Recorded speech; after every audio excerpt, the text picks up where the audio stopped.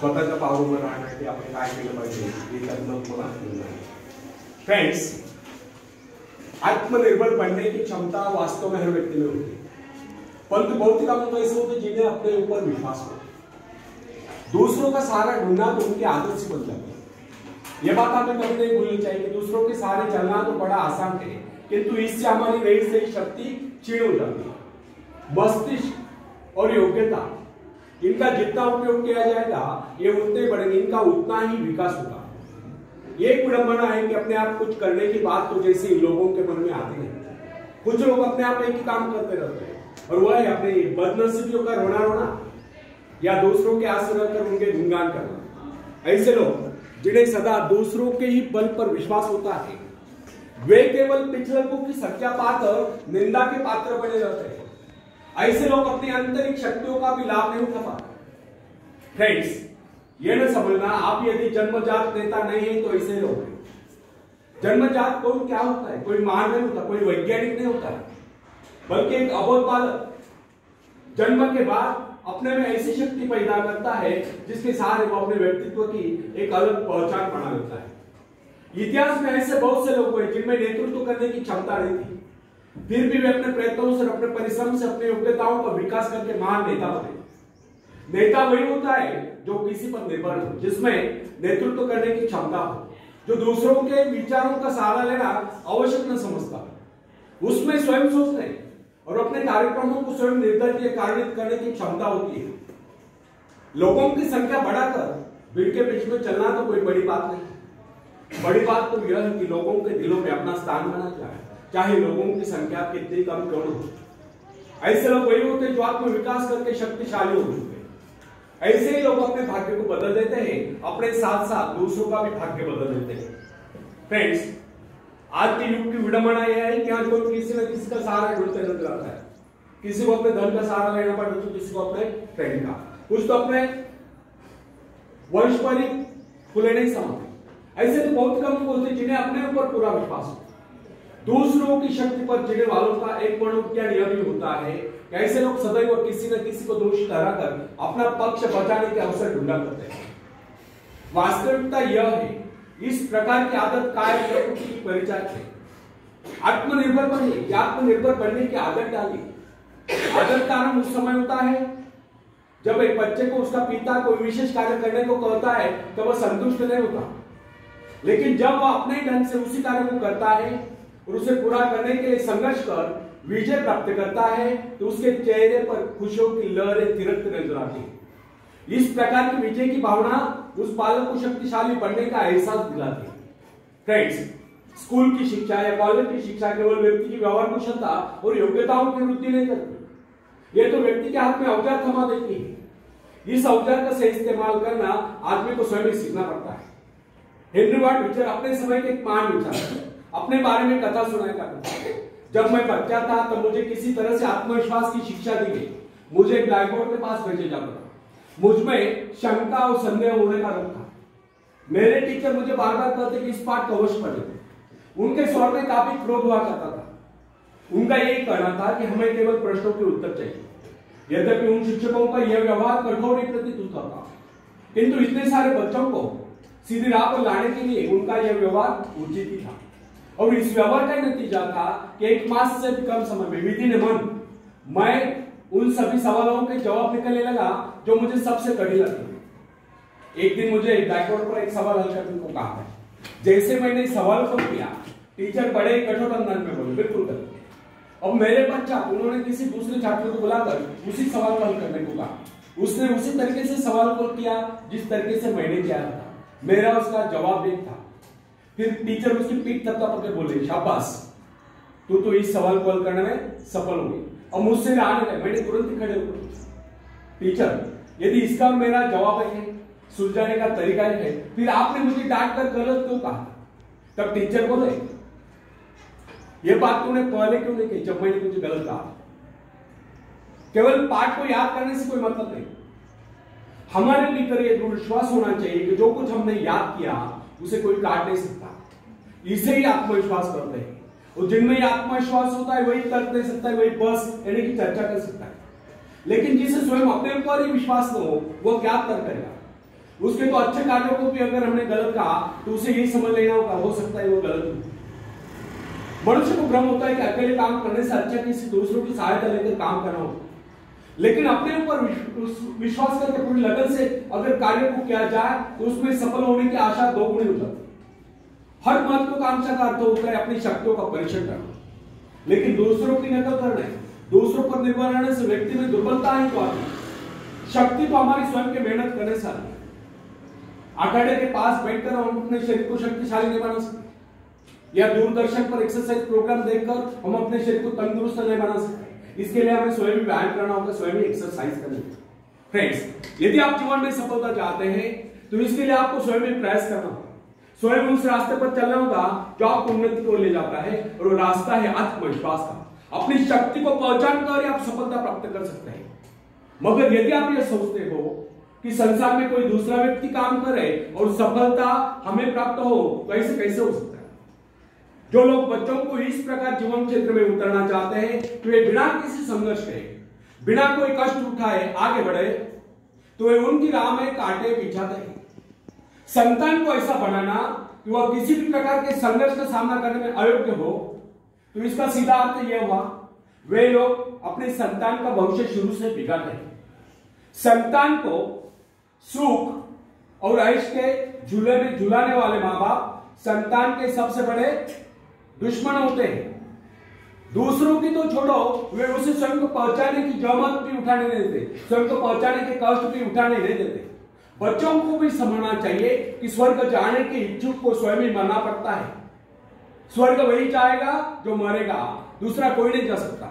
इसी प्रकार जीवन का सच्चा आनंद वही पाएगा जो अपनी आत्मा की शक्ति को पहचाने। फ्रेंड्स, यदि आप किसी कार्य में कामयाबी चाहते हो तो उसके पीछे अपनी पूरी शक्ति लगा देना।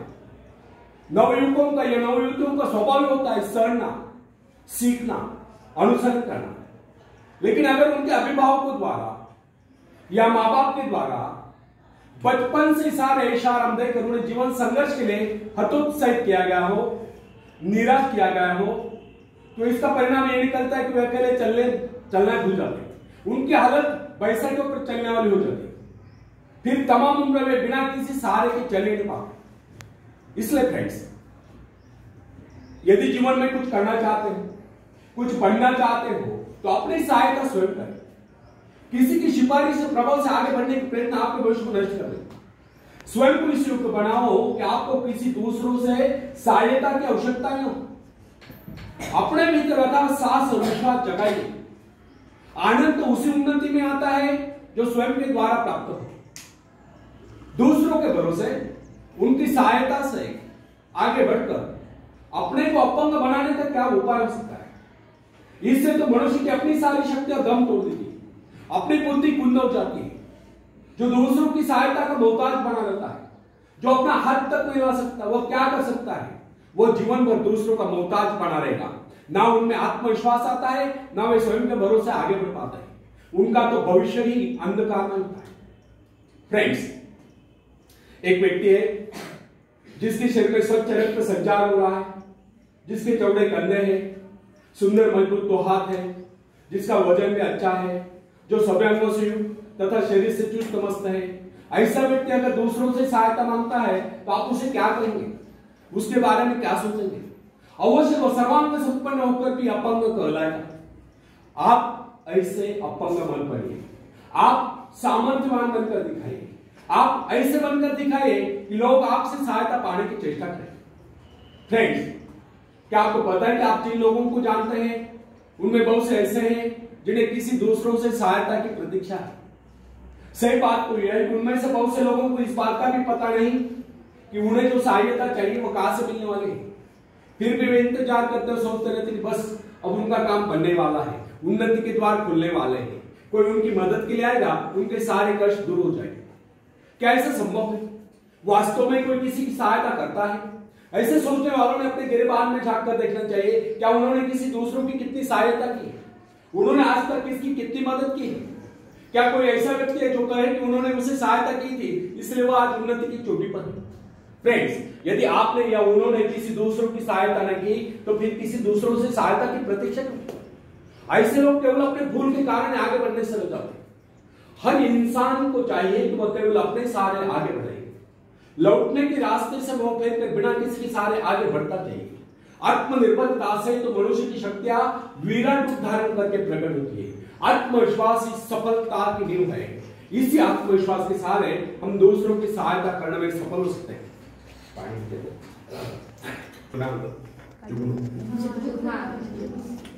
पूरे ध्यान से बोलो। बिना मेहनत के तख्त और ताज नहीं होते।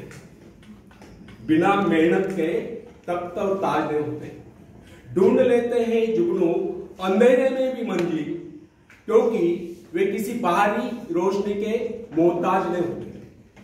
फ्रेंड्स,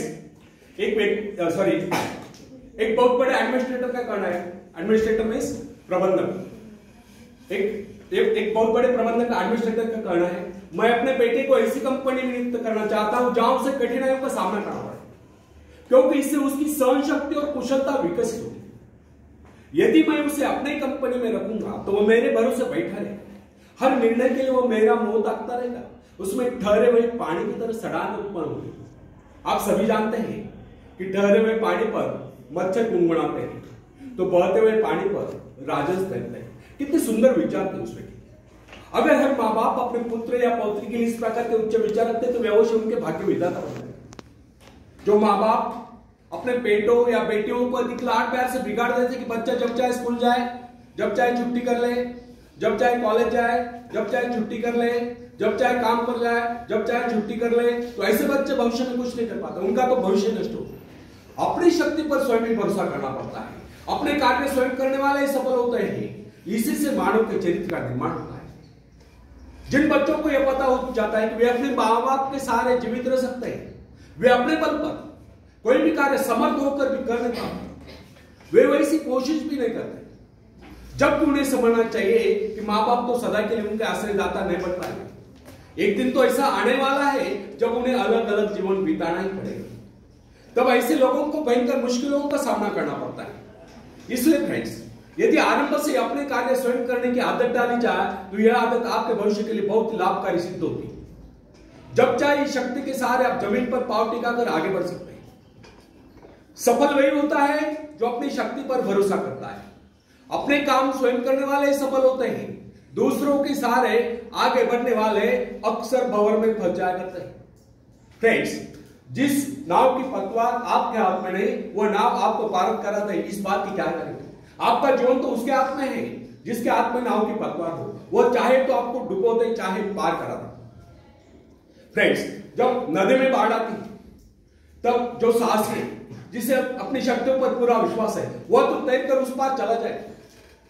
लेकिन जो डरपोक और कायर है, वह तो बीच मझधार में डूबकर अपनी जान दे देते। सहायता पाना और सहायता की प्रतीक्षा करना दोनों ही बातें प्रगति की राह में बाधा है। अतः हर युवक या युवती के लिए आवश्यक है कि वह शुरू से अपने काम स्वयं करने की आदत डाले। अपने माँ बाप आदि लोगों की शक्ति से विश्वास हटाकर केवल अपने शक्ति के बल पर आगे बढ़ने की कोशिश करें। जिस क्षण आप बाहरी सहायता लेना बंद कर देंगे, उसी क्षण आपके भीतर आत्मनिर्भरता का अंकुर फूटते हुए महसूस होने लगेगा। स्वयं कार्य करते समय यदि आप असफल भी हो जाते हैं तो बिना उस असफलता को घबराए तुरंत उस कमी की खोज कीजिए जिसके कारण आपको असफलता मिली, और जैसे आप उस कमी को खोज निकाले तुरंत उसे दूर करने के प्रयास में जुट जाइए। आपका वास्तविक आदर तभी होगा जब आप एक सफल व्यक्ति के रूप में दुनिया के सामने आओगे। मगर यदि आप एक व्यक्ति के बाद दूसरे व्यक्ति के आगे हाथ फैलाना शुरू कर देंगे तो लोग आपको मांगता या भिखारी कहेंगे। अतः आप ये प्रण कर ले कि आपको केवल अपने भरोसे जीना है, ना कि किसी की दया पर, क्योंकि बाहरी सहायता किसी किसी वक्त ही वरदान सिद्ध होती है, अधिकतर समय यह अभिशाप ही सिद्ध होती है। फ्रेंड्स, बाहरी सहायता मनुष्य की काम करने की गति को मंद करके शरीर में सुस्ती ला देती है। आप ऐसे लोगों से मैत्री कीजिए जो आपको आगे बढ़ने की प्रेरणा दे। कुछ लोग एक बाजू या एक पाव वाले होते हैं, फिर भी वे अपनी लगन और अपनी मेहनत से अपनी जीविका चलाते हैं। फिर तो आप तो हट्टे कट्टे फिर आगे बढ़ने की कोशिश आप क्यों नहीं कर सकते? मैं एक ऐसे व्यक्ति को जानता हूं जिसका एक पैर किसी रेल दुर्घटना में कट गया था। उसने कभी किसी से भिक्षा नहीं मांगी, किसी से दान लेना गवारा नहीं किया, यहां तक कि अपने बहन भाई का भी उसने कभी सहारा नहीं लिया। उसने एक छोटा सा धंधा फुटपाथ पर आरंभ किया। शुरू में वो न्यूज़पेपर बेचने लगा, 2 पैसे बचाकर उसने वजन तौलने की मशीन खरीदी, उस पर अपना पेट पालने लगा। आज वही व्यक्ति उसी फुटपाथ के किनारे एक बहुमंजिला बिल्डिंग में न्यूज़पेपर स्टॉल लगाकर बैठा है, साथ में जेरॉक्स सेंटर भी खोल रखा है और सुना है आजकल वो मोबाइल शॉपिंग भी चला रहा है। वो स्वाभिमानी था, किसी से मदद लेना वो अपना अपमान समझता था। आज वही व्यक्ति उन लोगों को जिनके हाथ पैर सलामत है, ऐसे परिवारजनों को खिलाता पिलाता है, उनके हर प्रकार की सहायता और मदद करता है। तो इसमें किसी को हैरत न हो। आज वो दूसरों की सहायता करने को हो चुका है। वो उन लोगों के लिए प्रेरणा स्थान है जो सर्वांग में संपन्न होकर भी दूसरों से सहायता पाने की आशा रखते हैं। फ्रेंड्स, मैं केवल उस विकलांग की बात नहीं करता जिसे मैं जानता हूं। इस संसार में ऐसे बहुत से विकलांग लोग हैं जो अपनी हिम्मत से खुद भी खा रहे हैं और अपने परिवार को भी पाल रहे हैं। ऐसे स्वाभिमानी, मेहनती, आत्मविश्वासी और साहसी लोगों को अपनी जीविका चलाते देखकर हमें स्वयं के विषय में सोचना चाहिए, क्या हम पूर्णतः स्वस्थ हैं, साथ ही सभी अंगों से युक्त तथा शरीर से चुस्त मस्त होकर भी क्या हम अपने आप को समर्थ समझने का अधिकार रखते हैं? यदि हाँ, तो फिर किसी दूसरों से सहायता की प्रतीक्षा करो। कोई भी स्वस्थ तथा सर्वांग में संपन्न व्यक्ति तब तक अपने आप को समर्थ समझने का अधिकार नहीं रख सकता जब तक वह समझता कि वह किसी का नहीं। वास्तविक स्वतंत्रता एक ऐसा उपाय है जिससे मनुष्य की शक्ति दोगुनी जाती है। इस प्रकार की भावना अन्य किसी प्रकार से प्राप्त नहीं। जब कोई युवक या युवती अपने हिम्मत के सहारे किसी व्यापार में उतरती है तो उसके मन में श्रेष्ठ भावना अवश्य बनती है। यही भावना उसे प्रसन्नता प्रदान करती है। इससे पहले किसी के अधीन न कर, चाहे वो कितना ही बड़ा कारोबार क्यों न कर चुकी हो, परंतु उसे अपने आत्मविश्वास के साथ, स्वतंत्रता से, अपने आत्मविश्वास के सहारे साहस के साथ काम करने में एक नए आनंद का एहसास होता है। फ्रेंड्स, जब सागर शांत हो तो जहाज के चालक को अधिक होशियार से जहाज चलाने की आवश्यकता नहीं पड़ती, लेकिन जैसे ही तूफान आता है और जहाज डूबने का खतरा पैदा होता है तब यही चालक या कप्तान अधिक सावधानी बरतने लगता है। जब जहाज में सवार सभी लोग घबरा रहे होते हैं तब यही कप्तान मुस्कुराता हुआ अपनी संपूर्ण योग्यता को काम में लाता हुआ जहाज को डूबने के संकट से बचाकर सही सलामत ले जाता है। वास्तविक ऐसी योग्यता की परीक्षा दुख और संकट के समय होती है। जब कोई इंसान थोड़ी पूंजी लगाकर अपने व्यापार का विस्तार करता है तो उसे वर्षों तक कठोर परिश्रम करने पड़ते हैं। इस परिश्रम से वह कुछ कमाने को होता है। यह परिश्रम ही उसके विजय का प्रतीक होते हैं। अपने ग्राहकों को शब्द जाल में फंसाकर वो अपने व्यापार को बढ़ाता है और एक दिन सफल व्यापारी बन जाता है। बाद में छोटे मोटे कारोबारी संकट उसका कुछ नहीं बिगाड़ पाते। जो लोग इससे पहले उसे कम पूंजी वाला समझकर उसका मजाक उड़ाया करते थे, आज वही लोग उसकी सफलता की प्रशंसा करते नजर आते हैं। इसे कहते हैं अपने हाथों अपने भाग्य का निर्माण, आत्मशक्ति का चमत्कार। फ्रेंड्स, जिसके पास धन की शक्ति हो उसे शिक्षा प्राप्त करके या विद्या प्राप्त करके आत्मविकास करने का अवसर कहां है? वह तो धन की शक्ति पर निर्भर रखकर ये सोचता रहता है मैं चाहूं तो विद्वानों को खरीद सकता हूं। लेकिन फ्रेंड्स, जो विद्या प्राप्त करना सबसे जरूरी समझता है वो रात भर अध्ययन करता रहता है, क्योंकि उसे पता है कि उसका कोई सहारा नहीं है। सहारा बढ़ेगा तो वह उसका अपना स्वयं का ज्ञान। जिस आदमी को यह पता हो जाता है कि उसे बाहरी सहायता मिलना बंद हो गया है, वो या तो अपने पांव पर खड़ा हो जाएगा, गिर जाएगा। वास्तविक उस समय उसे बहुत ही कठोर परिश्रम की आवश्यकता महसूस होती है। असफलता के कलंक से बचने के लिए उसे अपने व्यक्तित्व की रक्षा करनी चाहिए। ऐसे लोग अपने आत्मविश्वास की शक्ति के बल पर दिन रात कड़ी मेहनत करते हैं और सफल हो जाते हैं। फ्रेंड्स, जब मनुष्य पर संकट की घड़ी आ जाती है, जब वह किसी भी तरह से अपनी जीविका चलाने में असमर्थ हो जाता है, तब कोई विरला ही होता है जो सफलता प्राप्ति के लिए खून पसीना एक कर देता है ताकि उसे असफलता का मोह न दिखे। संकट काल में तो मनुष्य की बुद्धि का पता चलता है। कई बार ऐसे अवसर पर ऐसी सफलता मिलती है जिसकी मनुष्य ने सपने में भी आशा नहीं की। वह स्वयं सोचने लगता है कि मुझे इतनी सफलता कहां से मिली। वास्तविक ऐसी शक्ति हर इंसान के भीतर छुपी होती है, परंतु वह उसे पहचान नहीं पाता है। जैसे वह संकटों से गिर जाता है वैसे ये शक्ति बाहर निकलकर उसकी सहायता करने आ जाती है। जो काम इससे पहले वह संभव समझ रहा था वही काम पूरे नहीं होता। इसका कारण यह है, जब मनुष्य का जीवन चारों खतरों से गिर जाता है तब उससे बाहर निकलने के लिए वह हाथ पैर मारना शुरू कर देता है और इस संघर्ष से उसकी बुद्धि तेज हो जाती है। उसमें एक प्राकृतिक नैसर्गिक शक्ति आ जाए। फ्रेंड्स, अपने जरूरतों की पूर्ति के लिए संघर्ष करना हम सभी का कर्तव्य है। संघर्ष से तो हमें सफलताएं मिलती है। जिनमें संघर्ष करने की इच्छा ही न हो वो तो असभ्य और जंगली कहलाएगा। आवश्यकता तथा आवश्यक पदार्थों की दुर्लभता ही सदा से मानव जाति के विकास का कारण है।